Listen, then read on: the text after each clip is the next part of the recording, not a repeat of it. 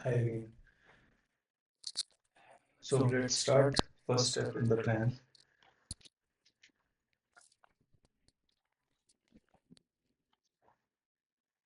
Just make sure that yeah, our recording essentials are ready. So first step in the plan is basically to learn to make a next character prediction based on the count-based model. There's no learning of any model involved in it. We just on the basis of counts of each of the bigrams happening in this data, we predict next character given the last character.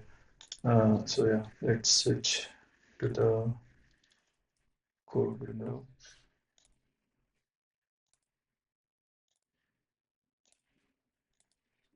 All right. So first, let's take a look at the data. So, so basically, this entire most first three, four parts of the series or my plan of building up to GPT is would basically be inspired or motivated by the Andrika Pathi's video series of LLMs.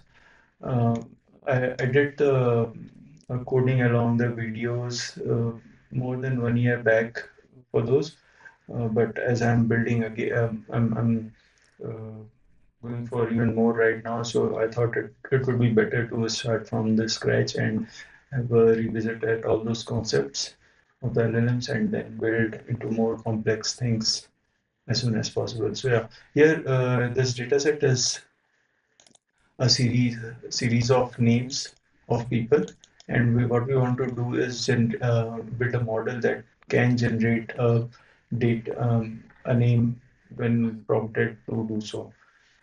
So basically, we are going to build a next character prediction wherein each input would be one character of a name, and then based on a character, the model should predict the next character, and so on and so forth. So yeah, let's start with reading the file.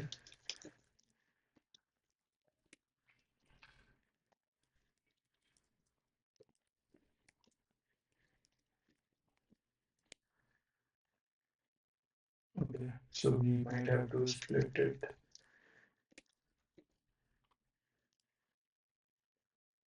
All right, there's another function. It looks like a split lines. We what does this do? Okay, they both are doing the same thing. So now we have a list of the names separated by new lines. Okay. These are the first three names: Emma, Olivia, Eva. What we do is uh, here each character is an input and the next character is the output. Therefore, let's do a quick descriptive analytics of this data. So, what is the shortest name length? What is the longest name length? So, how do we look for it? For WN words,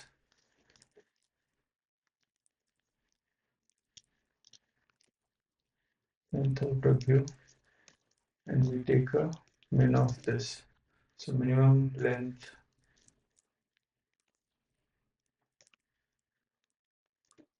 word length, name length in the data is 2, and maximum name length is 15.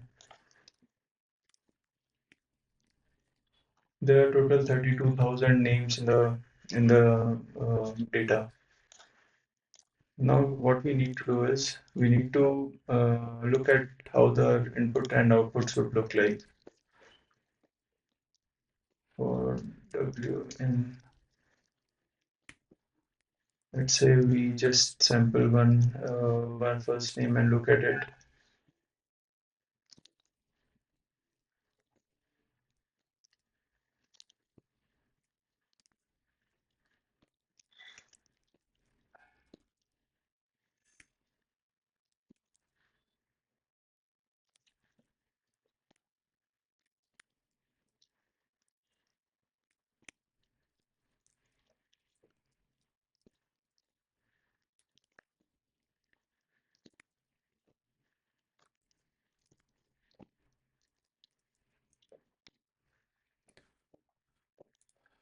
So you look at this first word. which is Emma.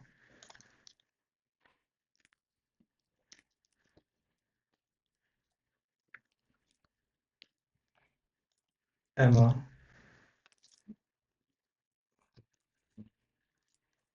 So when we do index it till the last input,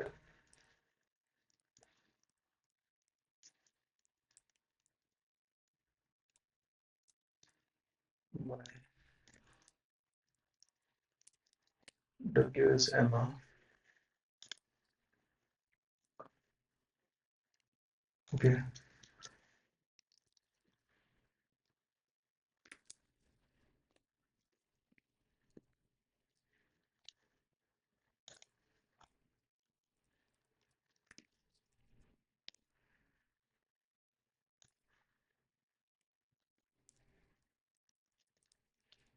I want to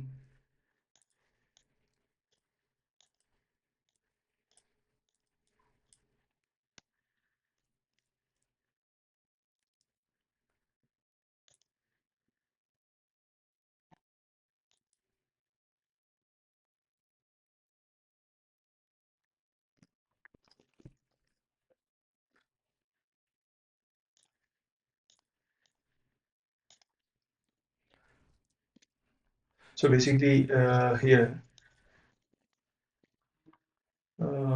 we are plucking out just first word, which is Emma, and for Emma we are indexing first n minus one characters in the word, and the n minus one characters starting the first character, not the zeroth character from the word. So this basically would be EMM. This would be MMA. That's why you see CH1 going from E, M, M, and correspondingly you will have M, M, A. So when you use it, it will make these two arguments as tuples and then iterate through them as a combination before we get this kind of pattern here. Now, so to get the counts. Now what we want to do is we need to count. So this is basically a bigram. One character input and next character is the output. Uh, so our target is to build a model that takes an input as E and output as M.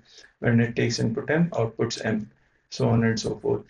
So if you let's take a look at two different inputs. This is for Emma. This is for Olivia. So a word Emma will become three training examples. Olivia will become maybe 1, 2, 3, 4, 5 training samples. Now, because when we are developing a generative model, we need two things. We need a prompt to for the model to start generating names, and we need a identifier which when generated, model should stop generating the names. So therefore, we will have to add uh, an identifier. Okay, so we need to add identifiers for starting and ending of the names. So let's add those. Let's say we see that it starts with S.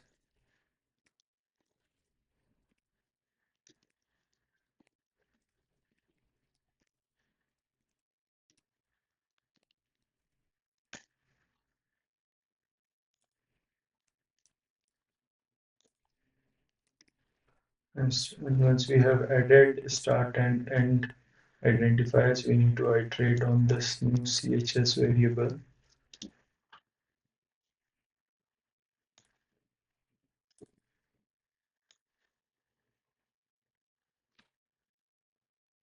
This. We see that it is taking this as a different string. Okay.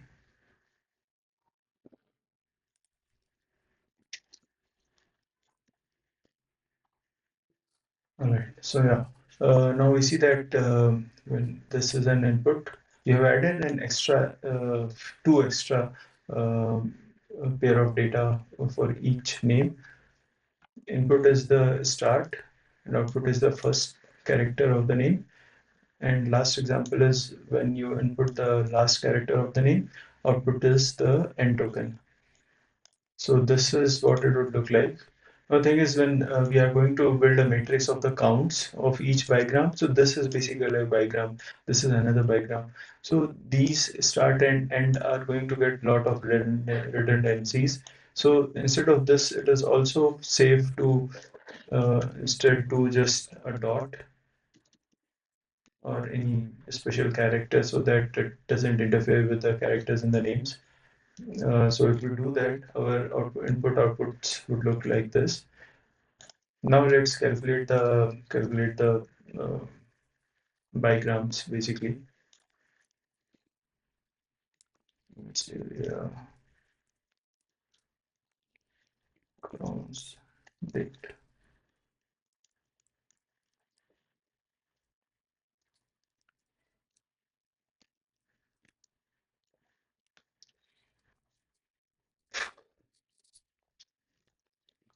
bigram is number ch1, a tuple of character 1 and character 2.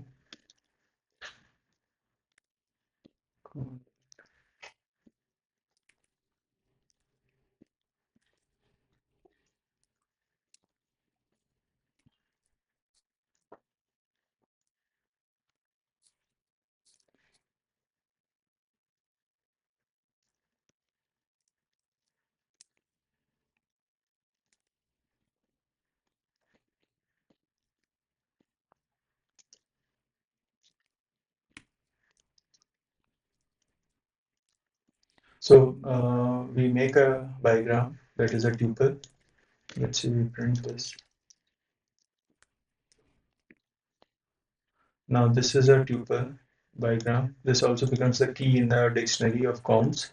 So we get the bigram count of this particular bigram if it exists in the dictionary, otherwise it returns 0, and we add 1 to it. Therefore, if now you try to print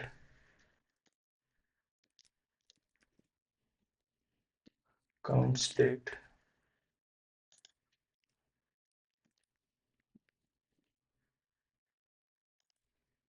sorry.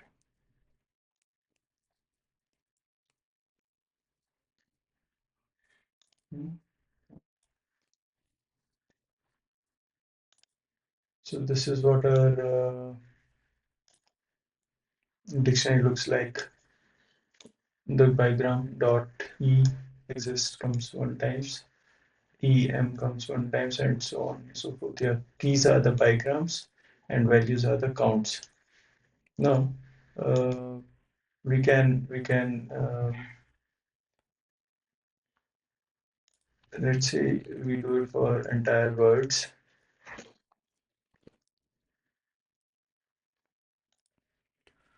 Okay, so this is what the counts dictionary looks like. If you do it for the entire list of words in your data, now this count dict would get really big. So what we can do is we can so let's say we build this.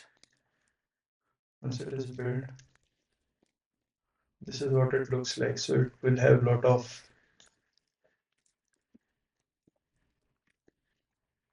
the 627 key value pairs in the dictionary. So we can inspect this. We can make a sorted list and we can inspect the most occurring or least occurring bigrams out of it. Let's say if you want to sort this out of key value, so we define a lambda function which takes key value. So to take key value, we will need key value plucked out of the dictionary, and we return key value 1. So 1 means it will sort it on the basis of the uh, values of the dictionary, not the keys of the dictionary. If you do that, what does it give? Items, sorry. Yeah, so this gives us the sorted list. Now this is ascendingly sorted. So you see the least occurring bigrams in the data. And if you do this minus of KV1, it will sort it descending order. And therefore we see the most occurring bigrams.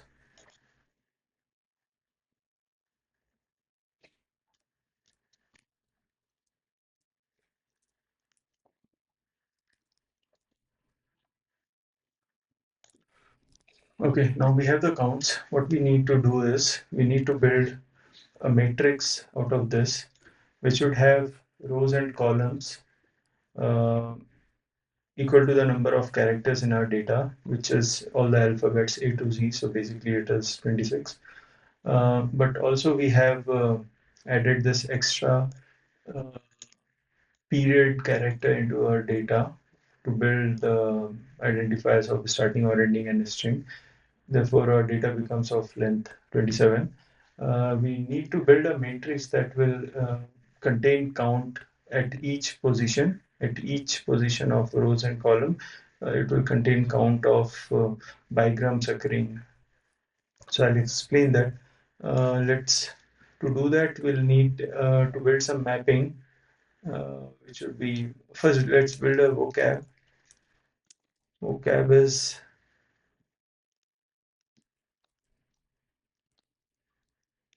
what happens when we join all the words. It just simply joins all the words and gives us a big string.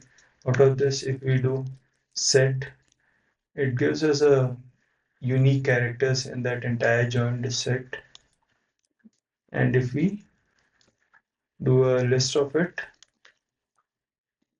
it will give us a list of the entire characters. Let's do sorted. So A to Z will get it sorted. So this will be our vocab. This is our vocab. Our vocab size is length of this vocab.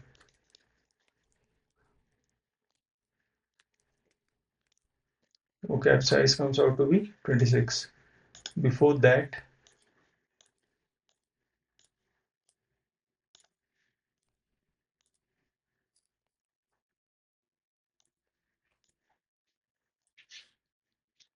so this is our vocab. Now we'll have to make two mappings, S to I and I to S. S to I is from string to index. So we need to convert our string, basically characters in the data vocab, into integers. So it would be for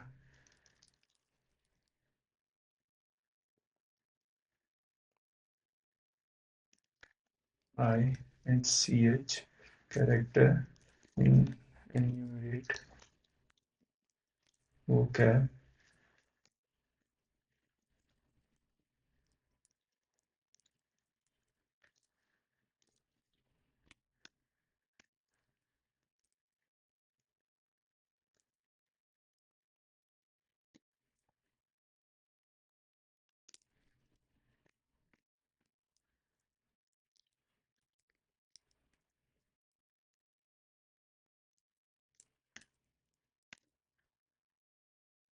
So basically I've added the period here itself.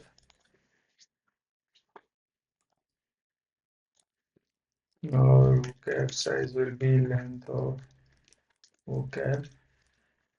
Now let's build this. So for after enumerating into the vocab, we'll make it as CHI for I and CH in this. So what does our S2I looks like? If you see here, it will look like a mapping from string characters to integers. Now let's build I to S. CHI in S2I dot items I CH I to S. So this is nothing but a reverse mapping from integers to characters. Once we have these, let's build the matrix or the array. So initialize it with, or maybe we are going to use torch eventually. So let's start using torch. No more numpy anymore.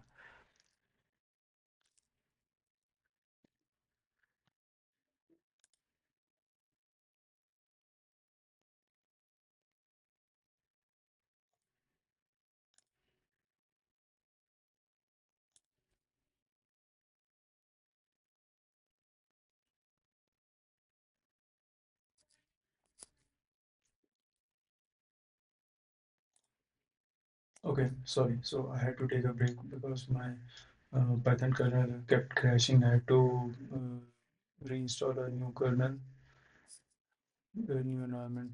So yeah, it's ready now. Uh, we built the vocabulary and the mappings and inverse mappings from string to indexes. Now what we want to do is we want to build a matrix wherein we'll have the counts at each index. So in a matrix, 2D matrix, what would look like? There would be 26 rows and 27 rows and 27 columns, which is equal to our vocab size. 27 rows would have would signify basically the characters that are going in as input, and the columns, 27 columns, would signify the output characters that are coming. So any ij index of the matrix would signify, if I is the input, what is the count of j as the output of that bigram basically. So we start with, let's say, initializing a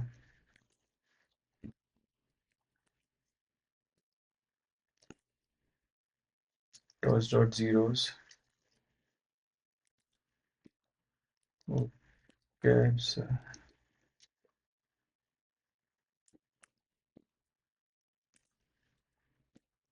okay, size. So it will give us a matrix, and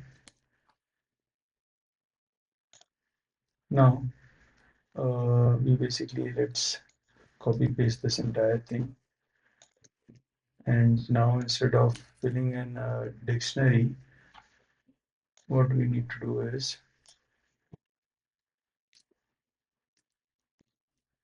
we need to just index into the, we need to first find out the indexes for each of these characters. So to get the index, we need to use the mapping s to I and pass on the character s2I, pass on the character 2. So we have two indexes. Now we index into ix1, ix2 of the matrix. This would be, or this, we increment this by 1.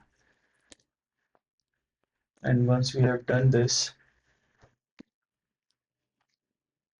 we can print our n, and we can see that we are getting numbers into the places. I think let's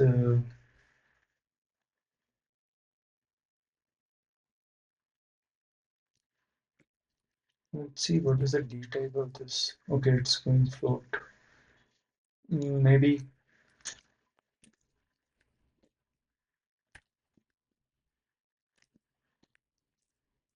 2032.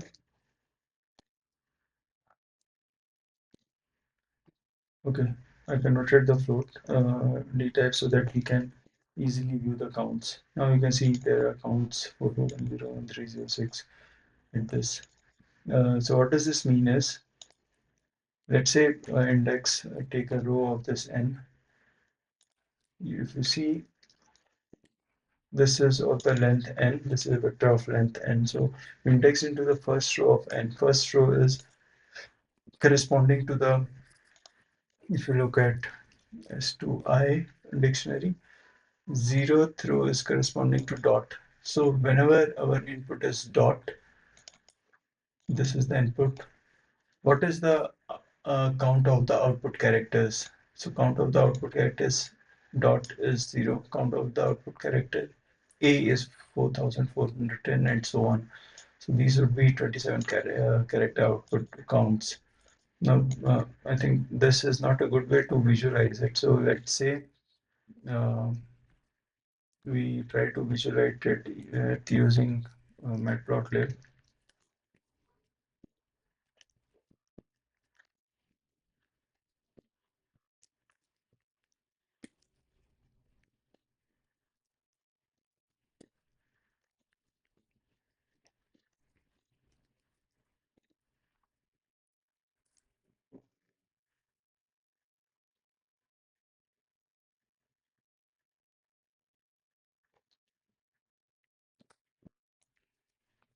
Let's say we do plt do show n.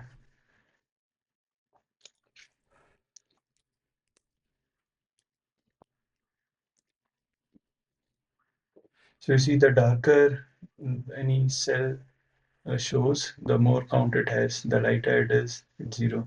So when 0 is the input and 0th character is the output, it is very, very light, it is 0.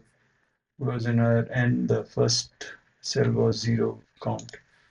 I think still what we can do is we can plot the values into this.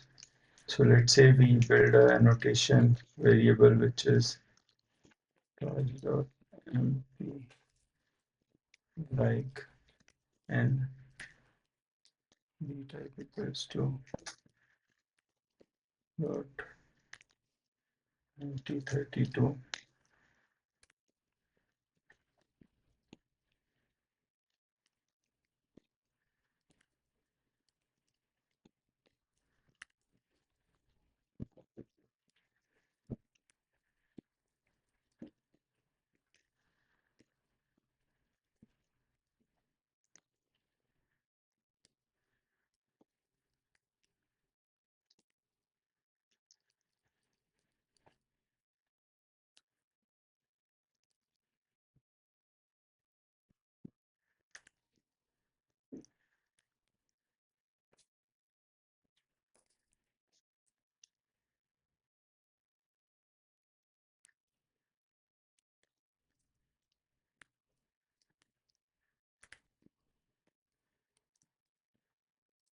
So we'll build,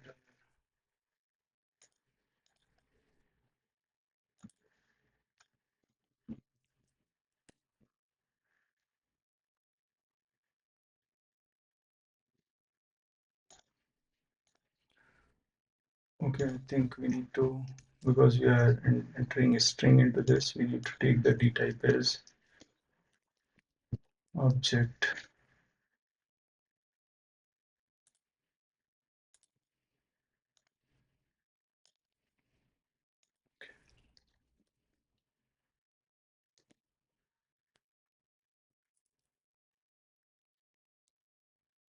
Let's say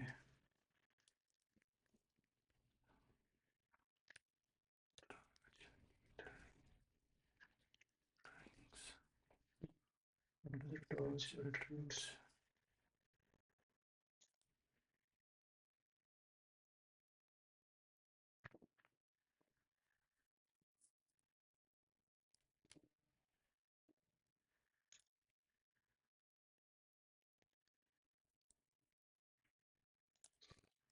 Or maybe let's just go ahead and import it.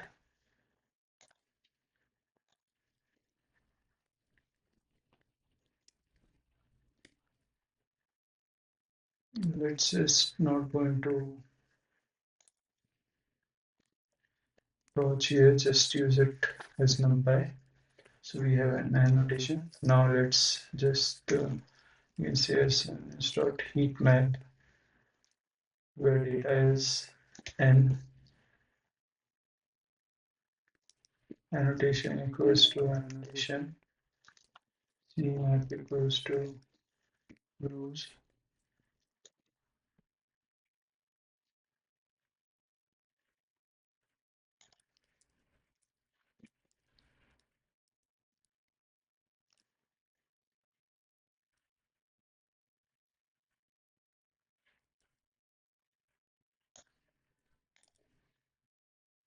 So basically, I think we need to first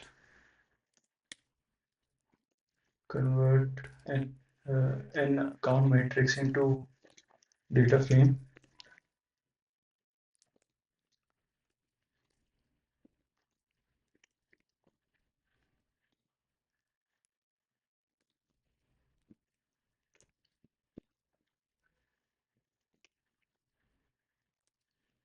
Indexes is nothing but stored keys. Columns is also nothing but S2I keys. The characters will be the columns. Now, let's say we plot this. What does it do?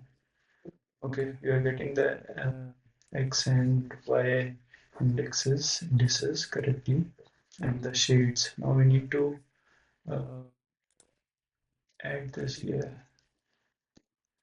Okay, so I was making a mistake there, and that's why I was not able to print the counts in the uh, heat map. So basically, the annotations that I was preparing, I didn't include the counts actually in the string. So we need to include this part.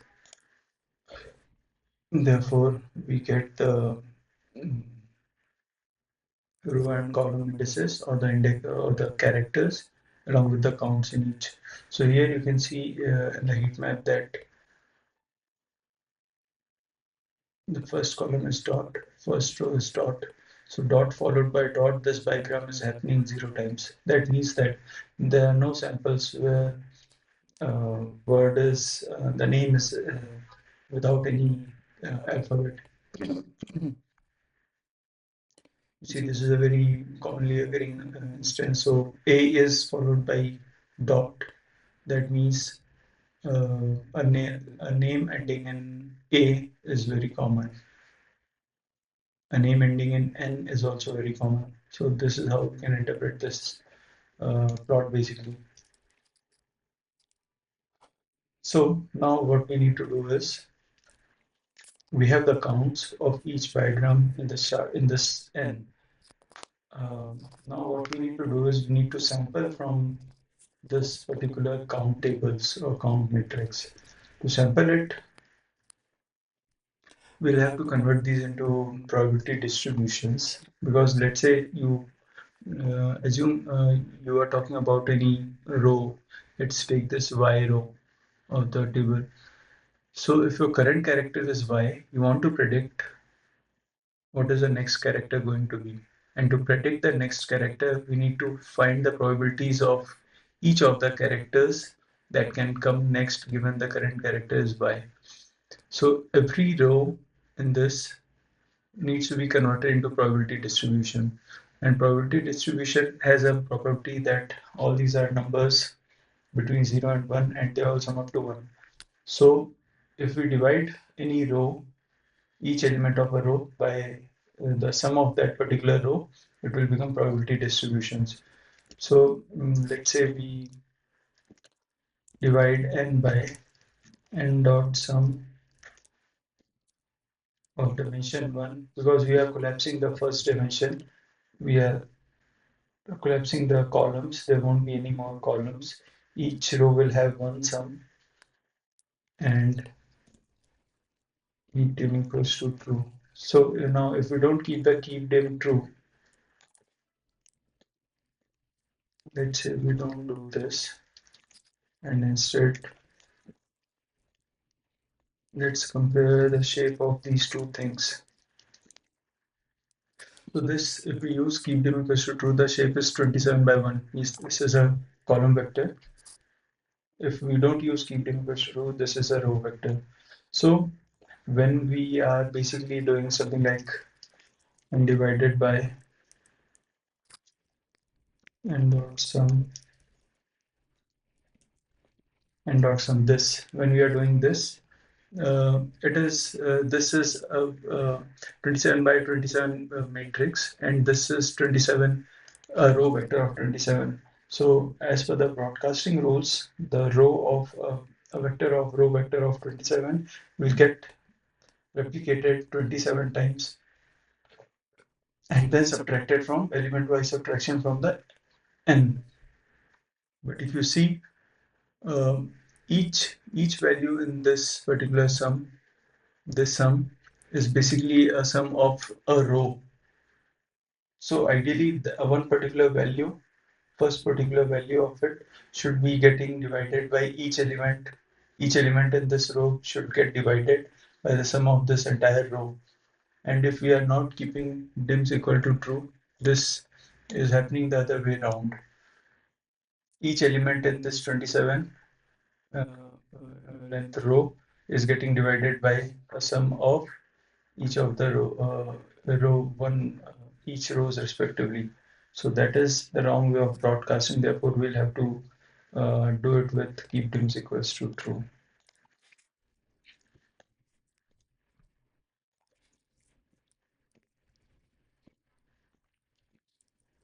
And let's say we name this as P.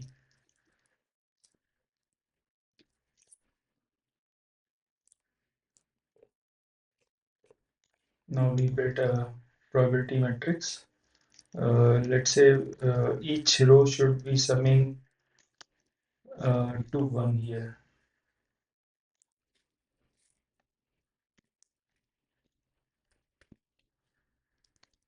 So yeah, we are each row in the probability matrix summing to 1.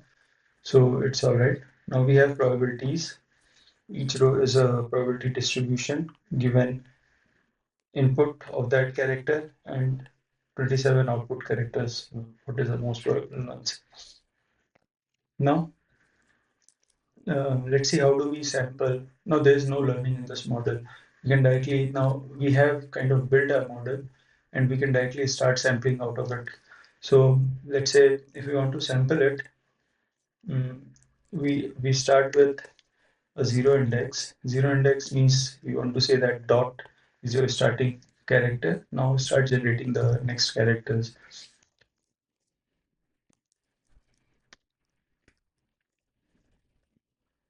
We keep this out variable to store all the characters. Now while true, what we'll do is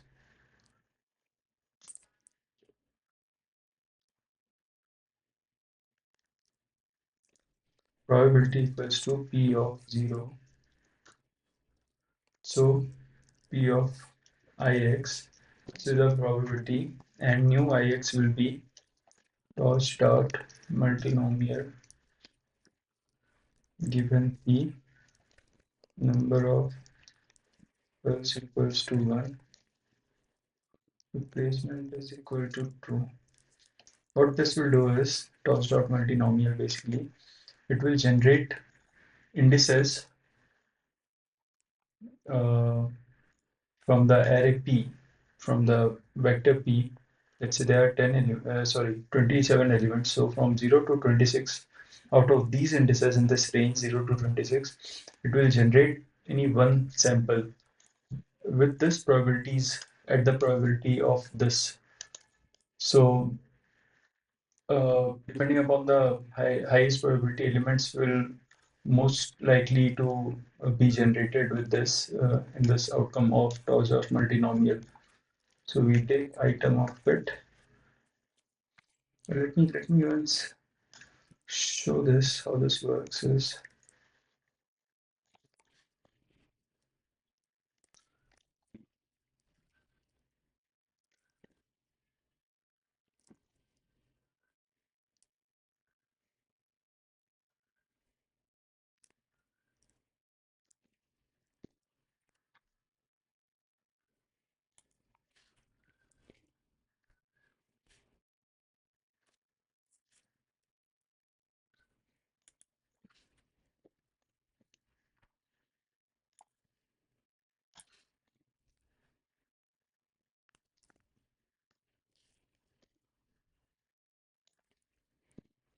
engineered the integer generated by this would keep changing depending upon the probability distribution of the first row of P.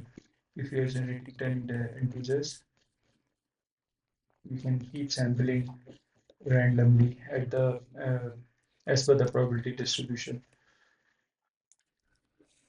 So this would give us the new index. Given new index, we can append it into I2S ix.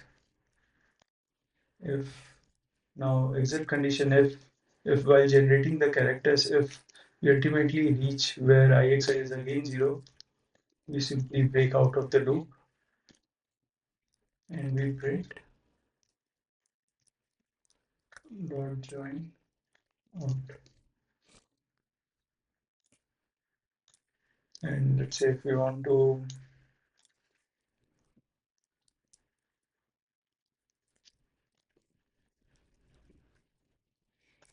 generate 5 names, this is what the 5 names would be. See, it is quite straightforward. We have built a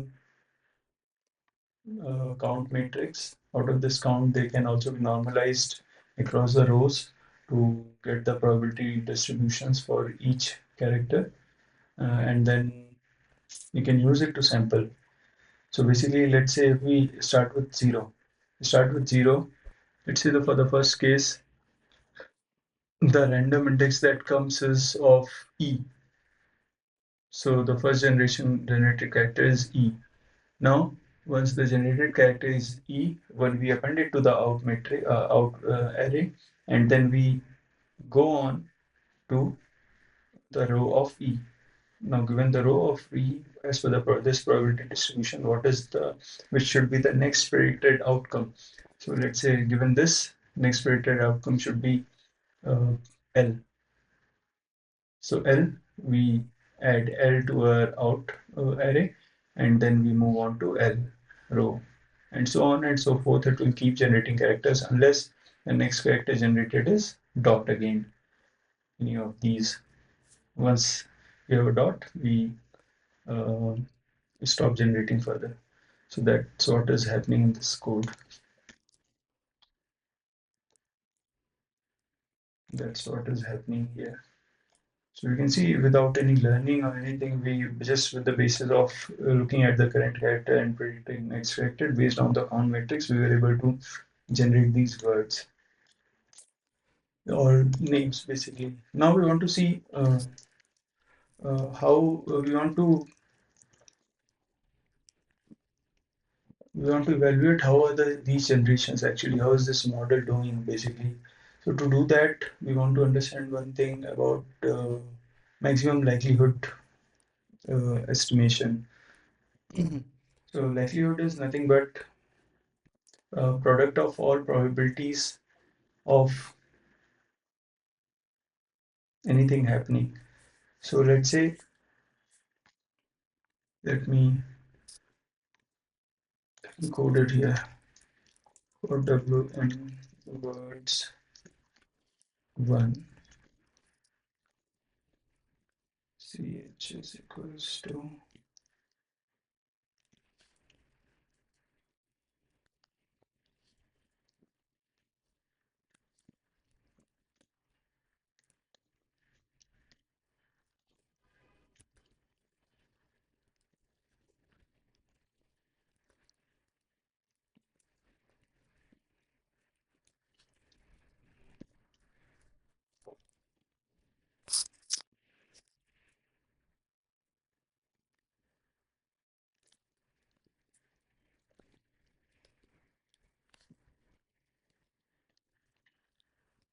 given this bigram,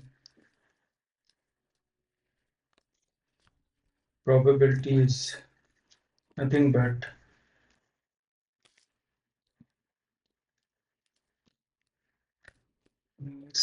let's unpack the indexes of these characters.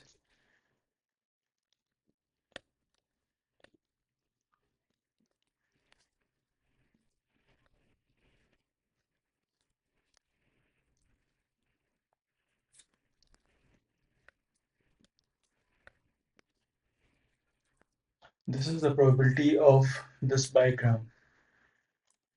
Now let's print this.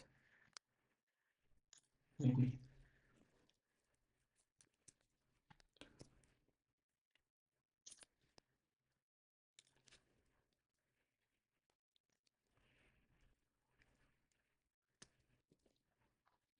For this bigram, maybe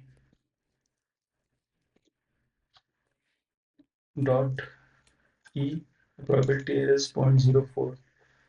Now, likelihood is nothing but, let's say, likelihood over a set of the training data.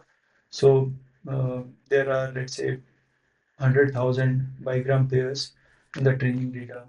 So the product of all the probabilities of each of those bigrams will be the likelihood. Therefore, the product of likelihoods will be the product of probabilities will be the likelihood, or product of probabilities of each bigram would be the likelihood, and that is what the number we have to maximize, maximum likelihood, in the as per the objective of maximum likelihood estimation. But you see, each of the probabilities are between zeros and ones. So when you multiply 100,000 of such probabilities, or mm, let's say let's calculate the likelihood of this particular word itself. So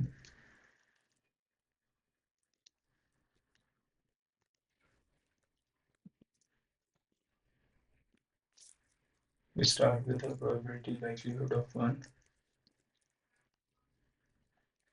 likelihood.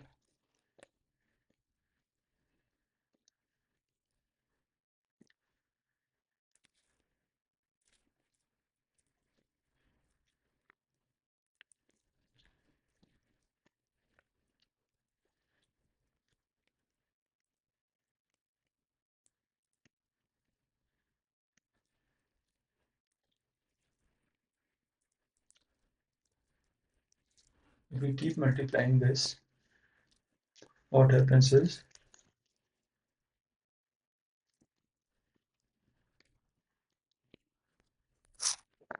you see, this becomes a very small number, 3 point. Just with the one word, it becomes such a small number.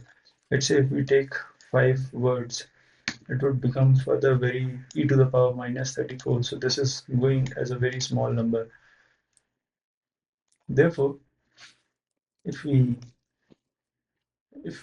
want to this to not underflow into the computing memories, we should uh, treat it differently. What we should do is, instead of multiplying numbers between 0 and 1, lot of numbers between 0 and 1, we can take log of it, and therefore for log, the likelihood then will get converted into log likelihood,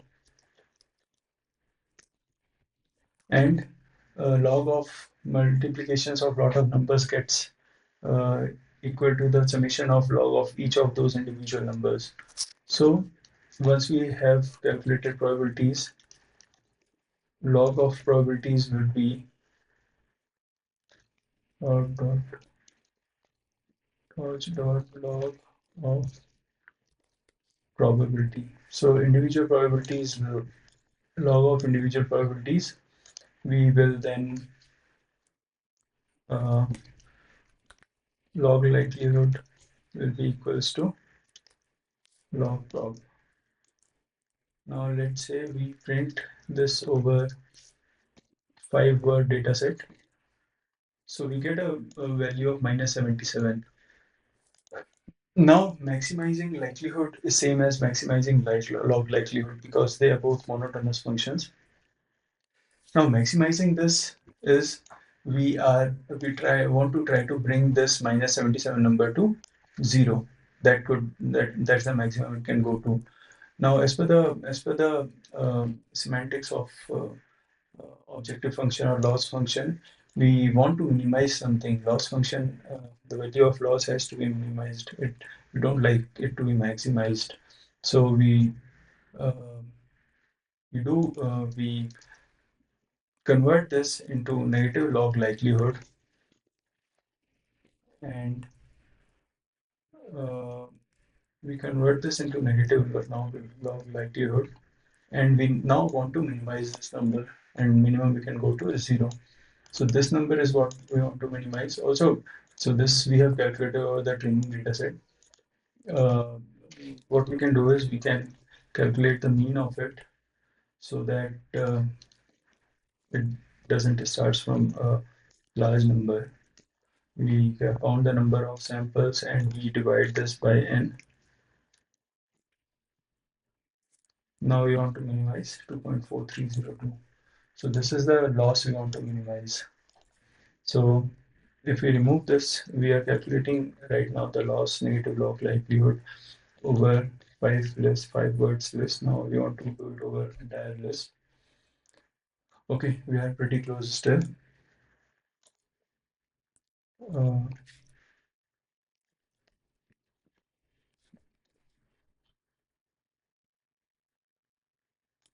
so we get this as 2.45. This is the number we want to minimize. Now another thing we can think of is something like,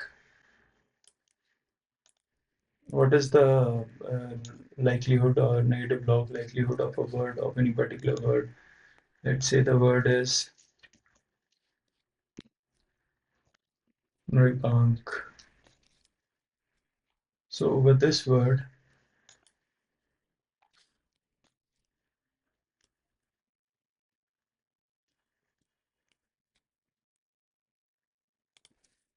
with this word,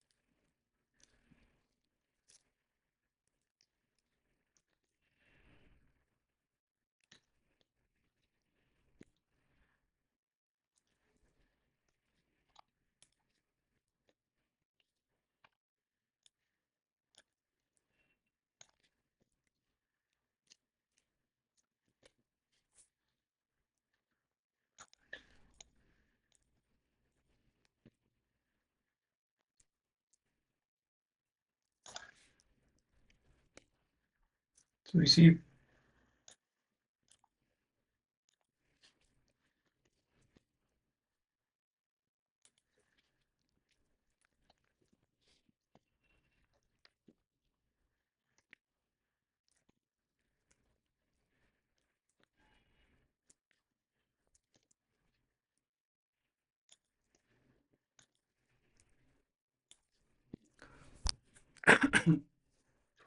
So you see these numbers, the bigram pairs, their probabilities and the log probabilities.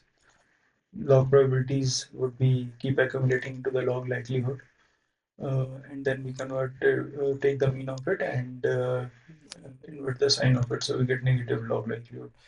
Now here for entire training data set, we are getting loss of 2.45. For my name, Mrigank, we are getting a loss of 2.98, which is a bit higher than the training dataset loss. So it is not a very unlikely name basically, but the unlikely things happening in the name you can see is like N and K. This bigram pair is quite unlikely because the probability is pretty low, 0.003. Otherwise, most of those numbers are quite higher probabilities than this compared to this. So it is all working out right now. But if you want to see a edge case, let's say go into the row of K, the row of K in the count matrix, K followed by G, G is 0. So if we change this word, Mrigank, and ending with G, you'll see that this will all break up now. You see this probability of K followed by G gets to 0, and the log probability is minus infinity. Therefore, negative log likelihood gets infinity. So this is an edge case where we can see the system breaking down because there are multiple cases where the counts are zeros, p followed by g, m followed by g, etc.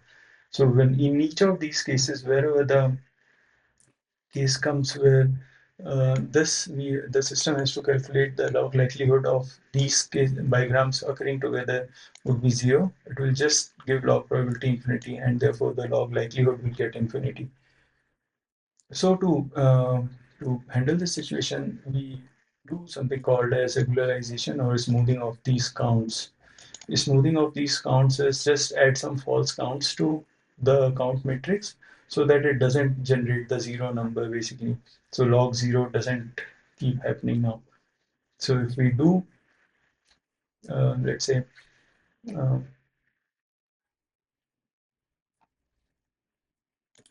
n is equal to nothing but torch dot ones.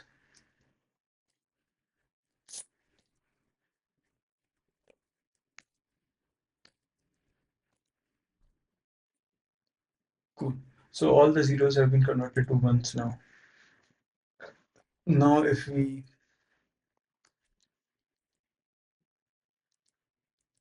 now if we'll calculate the probability over this, so you see G followed by K followed by G probability is a very small number, but it is not zero. So you'll get a larger negative number as log probability. The loss totally increases from 2.49 to uh, whatever it was, 2.9 something to 3.63, but it didn't go to infinity. So this is one thing called smoothing. Uh, so yeah, this is how we evaluate the likelihood or loss of a word or throughout the training data set. Once we have these, because in this count-based method, we don't have any way of training the that matrix and minimizing it. So we just keep this as the final result. But going forward, once we do for neural networks or transformer-based methods, we'll see that these numbers could be improved, and we can keep reducing this NLL value, that loss value. So yeah, that's it for this video, and the next one I'll try to do the neural network training for bigram modeling. Thank you.